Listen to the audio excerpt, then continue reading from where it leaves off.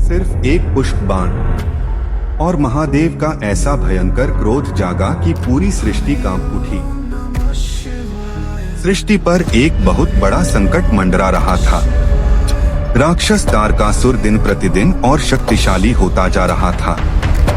देवताओं को पता था कि उसका अंत सिर्फ भगवान शिव के पुत्र के हाथों ही संभव है।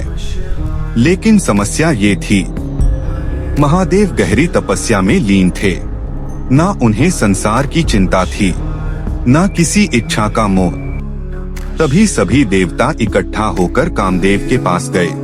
देवराज इंद्र बोले, कामदेव, केवल तुम ही शिव जी का ध्यान भंग कर सकते हो। कामदेव घबरा गए, क्योंकि वो जानते थे अगर महादेव क्रोधित हो गए तो विनाश निश्चित है। फिर भी सृष्टि की रक्षा के लिए उन्होंने हाँ कर दी। हिमालय के शांत पर्वतों में भगवान शिव ध्यान में बैठे थे।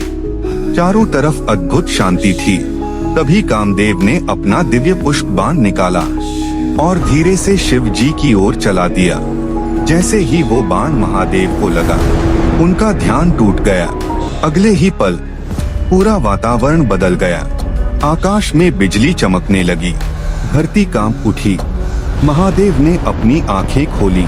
उनके चेहरे पर भयंकर क्रोध था।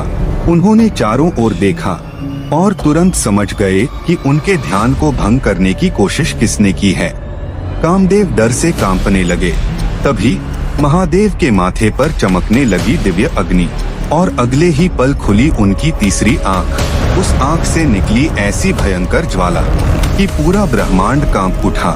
देवता भय से इधर उधर भागने लगे। हवा तूफान बन गई, समुद्र उफान मारने लगे और देखते ही देखते कामदेव उस अग्नि में भस्म हो गए।